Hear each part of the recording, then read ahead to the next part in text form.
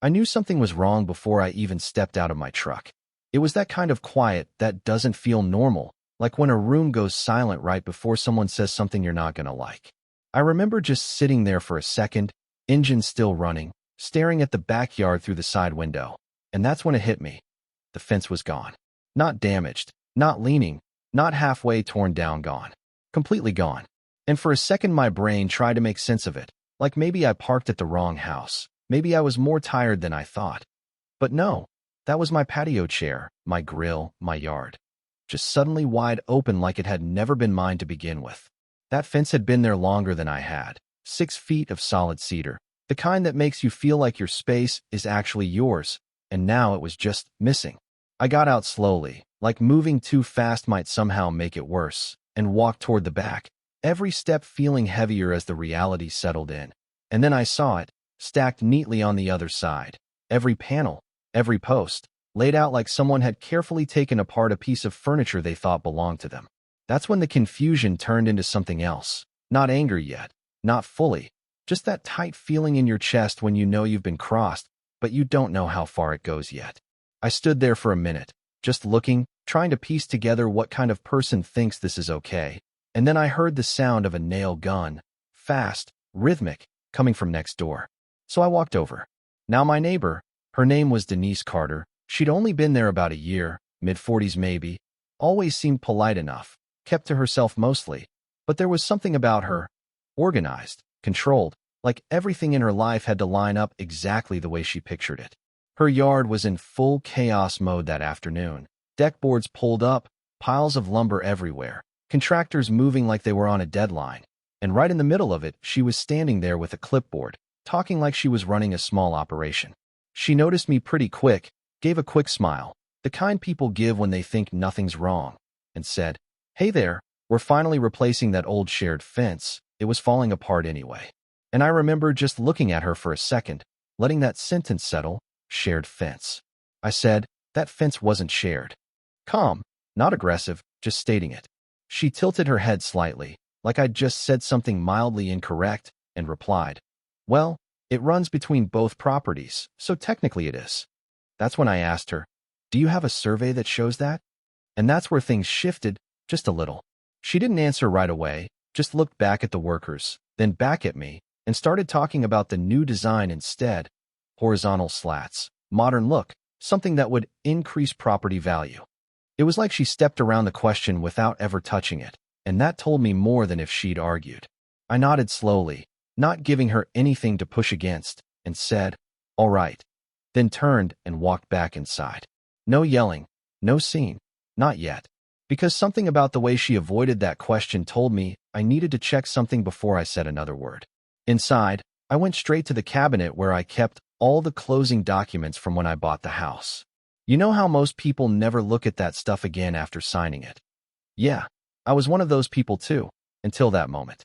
I spread everything out on the kitchen table, flipping through pages until I found the survey. And there it was, clear as day, thin black line marking the boundary, and the fence sitting a few inches inside my side of that line.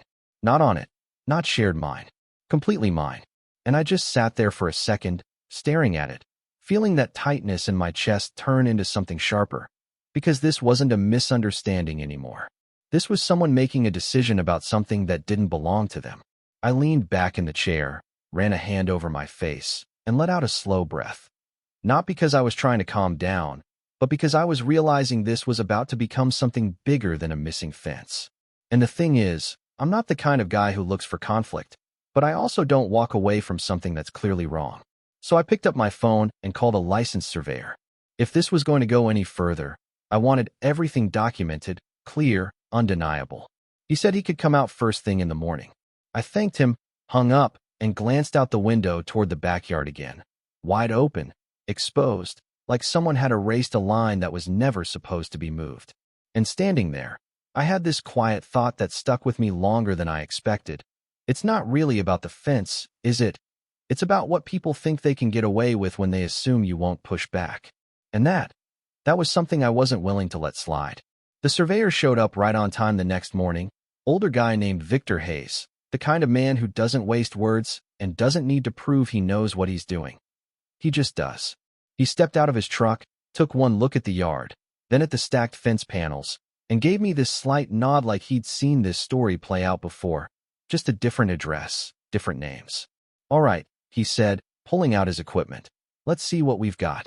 And there was something about his calm that helped steady me, because up until that point, everything still felt a little unreal, like maybe there was still some version of this where it all turned out to be a misunderstanding. But deep down, I already knew. He worked methodically, setting up his tripod, measuring angles, marking points, and within a couple of hours, bright orange flags started appearing in the ground like quiet little declarations of truth. Each one placed with purpose, each one saying the same thing. "This is where the line is, whether you like it or not." And when he finished, he walked over, handed me the preliminary notes, and said, "Your fence line was entirely on your side. By a few inches, but enough that it's not shared. Not even close." I nodded, not surprised, but hearing it out loud still landed heavier than I expected, because now it wasn't just what I thought, it was documented. Official. Real.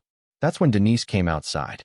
She must have seen the flags going up, because she walked straight toward us, arms crossed, that controlled composure of hers just a little tighter than usual. "What's all this?" she asked, though I'm pretty sure she already knew. Victor answered before I could, professional and direct. "We're marking the verified property line."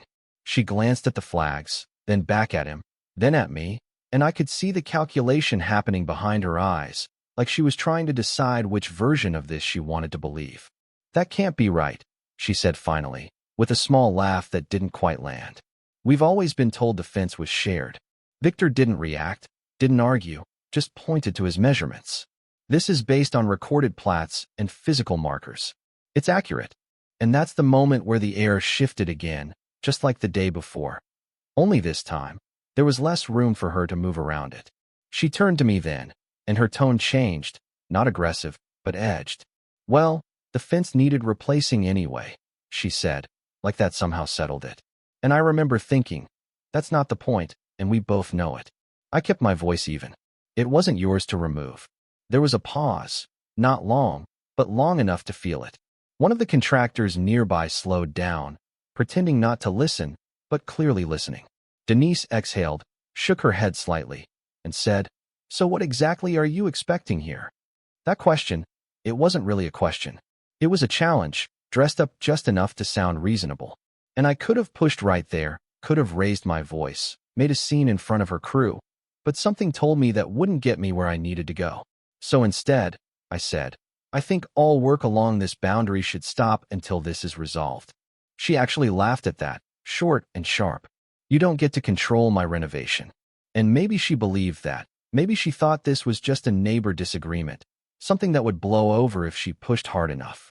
But by then, I wasn't guessing anymore. I had facts. And more importantly, I had patience.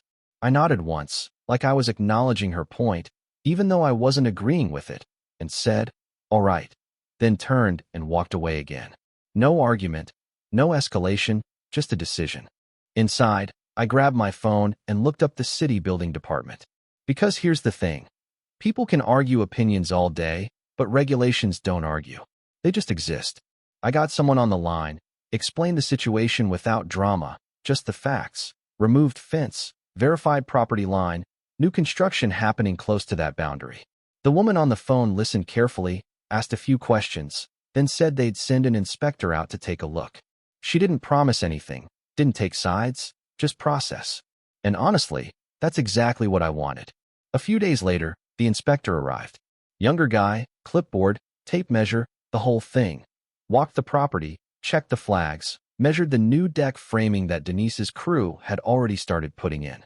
And I watched from a distance, not hovering, not interfering, just observing. Denise, on the other hand, stayed close to him, talking, explaining, probably trying to frame the situation in a way that worked in her favor. But measurements don't really care about explanations. After about 40 minutes, the inspector stepped back, looked at his notes, then at the structure, and I could tell by the way his posture shifted that something wasn't lining up the way Denise wanted it to. He walked over to her, said something I couldn't hear, and I watched her expression change. Just slightly, but enough. The kind of change you see when someone realizes control is slipping, even if they're not ready to admit it out loud. Then he approached me, handed me a copy of his notes, and said, "The new construction is too close to the property line based on current setback requirements. We're issuing a temporary stop work order until it's corrected." Simple, clear, final. And just like that, everything stopped. The nail guns went silent, the movement slowed, and within an hour, the crew started packing up. Tools went back into trucks, materials stacked off to the side. Momentum completely cut off. I stood there watching it happen, not with satisfaction exactly. More like a quiet acknowledgement that the process was doing what it was supposed to do. Denise didn't say anything to me that day. She stayed near the house, talking on her phone, pacing a little, the kind of pacing that tells you someone's running through numbers in their head, trying to figure out how expensive this just became. Later that evening, just as the sun was starting to dip, there was a knock on my door. I already knew who it was before I opened it. She stood there, arms no longer crossed, but not relaxed either. Somewhere in between frustration and restraint. "This is costing me a lot of money," she said, no greeting, no build-up. Just straight to it. And I leaned against the doorframe, looked at her for a moment, then replied, "So, is removing something that wasn't yours?" There was no anger in my voice, but there was weight. And she felt it. She looked away briefly, then back at me, and for the first time since this started, there was a hint of something different. Not quite apology, but maybe the beginning of understanding that this wasn't going to bend in her favor. "So what do you want?" she asked quietly. And that question, this time, it was real. Not a challenge, not a setup, just someone realizing they'd hit a wall and needed to find a door. I took a breath, not rushing it, because I'd already thought this through. "I want the fence rebuilt," I said. "On my property line. Same style. Actually, better materials this time. Proper posts. And I want a written agreement that nothing along that boundary gets changed again without both of us signing off." She hesitated, just for a second, like she was weighing pride against practicality, and you could almost see the moment where practicality started to win. But she didn't answer right away. And in that silence, standing there between two properties that suddenly felt very clearly separate, I realized something else. This wasn't just about wood and nails anymore. It was about lines, the kind you can see, and the kind people pretend aren't there until someone forces them to look. She didn't answer me that night, just gave a tight nod, like she heard me but wasn't ready to agree, then turned and walked back across her yard, stepping over scattered boards and half-finished plans that suddenly didn't look so certain anymore. I closed the door slowly and stood there for a second, hands still on the knob, listening to the quiet settle back in. And it was a different kind of quiet this time. Not that uneasy silence from before, but something steadier, like the situation had finally stopped drifting and found solid ground. The next couple of days were strange, honestly. No construction noise, no crews coming and going, just an empty frame of a project sitting too close to a line it wasn't supposed to cross. I'd catch myself looking out the window more than usual, not out of paranoia, just awareness. Like once something like this happens, you don't quite see your space the same way again. You start noticing where things begin and end, what belongs where, what assumptions people make without asking. And I thought about Denise more than I expected to, not in a bitter way, just trying to understand how someone gets to the point where they think it's okay to remove something that isn't theirs. And the more I sat with it, the more it felt less like malice and more like certainty. The kind of certainty people build when no one's ever challenged them before. 2 days later, she knocked again. This time it was earlier in the day, sun still high. Everything clear and visible, no shadows to soften anything. When I opened the door, she looked different, not dramatically, but enough. Less rigid, maybe a little tired. "I spoke with my contractor," she said, getting straight to it again, but the edge was gone. "And I had a lawyer look at the survey." There was a small pause there, like she didn't love what came next. "You're right." Simple as that. No long explanation, no attempt to reframe it. Just the truth, finally said out loud. And I respected that more than I expected to. "All right," I said, keeping it just as simple. She nodded once, then continued. "I'll have the fence rebuilt. On your line. We can use better materials, like you said." Another pause. Then, "And we'll put the agreement in writing." There it was, not a victory, not a defeat, just a resolution taking shape. "Okay," I replied. And for a moment, we just stood there, Two people who probably would have never had more than a passing conversation if not for a missing fence, now tied together by a line neither of us would ever ignore again. Over the next couple of weeks, things moved forward, slower, more deliberate. A new crew came in, different from the first, less rushed, more careful. They followed the survey markers exactly, setting posts deep and solid, measuring twice before placing anything. I watched some of it from the patio, coffee in hand, not overseeing, not interfering, just witnessing the correction of something that had been handled wrong from the start. And I'll admit, there was a certain quiet satisfaction in seeing that fence go back up, board by board, each one placed where it should have been all along. Not because I won, but because the line was respected. Denise kept her distance during most of it, handling things through the contractor, but every now and then we'd cross paths briefly. A nod, a short exchange, nothing more. Whatever ease might have existed before was gone, replaced by something more formal, more aware. And maybe that's just how it goes sometimes. When the fence was finished, it looked good. Better than the old one, honestly. Clean lines, sturdy posts, the kind of build that lasts. Exactly along the surveyed boundary, no guessing, no assumptions. A day later, the city lifted the stop work order, and her project resumed. But this time, everything stayed a few inches back, clearly inside her side. And that's when the second fence went up. Hers. Different style, like she originally wanted, horizontal slats, modern look, but set just inside her property, running parallel to mine. Two fences, back to back, separated by a narrow strip of ground that probably wouldn't matter to anyone else. But to me, it meant something. It was visible, undeniable, a line that had been tested and then re-established. The first time I saw them both standing there together, it felt almost surreal, like looking at a before and after without needing a caption. One built out of assumption, the other out of clarity. Time passed. Things settled. We didn't become friendly neighbors after that, not really. Conversations stayed short, polite when necessary, distant when possible. And honestly, that was fine. Not every situation needs a clean emotional resolution. Sometimes, it's enough that the practical side is handled, that the boundary, literal or otherwise, is understood. But every now and then, usually in the evening when the light hits just right and casts long shadows across both fences, I find myself thinking back to that first moment, sitting in my truck, engine running, staring at an empty space where something important used to stand. And I realize now, it was never just about the wood, or the posts, or even the property line. It was about that quiet decision point. The moment where you either let something slide because it's easier, or you stand your ground because it's right. And standing your ground doesn't always mean raising your voice or creating a scene. Sometimes it looks like paperwork, patience, and letting the right systems do their job. Not dramatic, but effective. Still, I'll say this. Every once in a while, I wonder what would have happened if I hadn't checked those documents. If I'd just taken her word for it, let the new fence go up wherever she wanted, convinced myself it wasn't worth the trouble. Maybe nothing obvious would have changed right away, but something would have shifted, quietly, underneath everything else. Because when a line gets moved once without consequence, it tends to move again. And again. And that's not just about property. That's about people. So yeah, now there are two fences where one used to be. Maybe it looks excessive to someone passing by, maybe even a little ridiculous, but to me, it's a reminder, not of conflict, but of clarity, of knowing exactly where things stand. And maybe the strangest part of all this is that I don't actually see Denise as the villain of the story anymore. Not completely. She made a call based on what she believed or what she wanted to believe, and when that call was challenged, she pushed back, like most people do.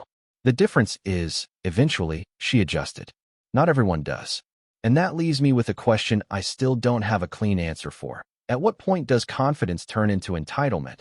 And how many lines get crossed before someone finally decides to check where they really are? So I'm curious what you think. If you were in my position, would you have handled it the same way? Kept it calm, let the process work? Or would you have confronted it head-on from the start? And if you were in hers, would you have stopped when asked, or pushed forward until something forced you to stop?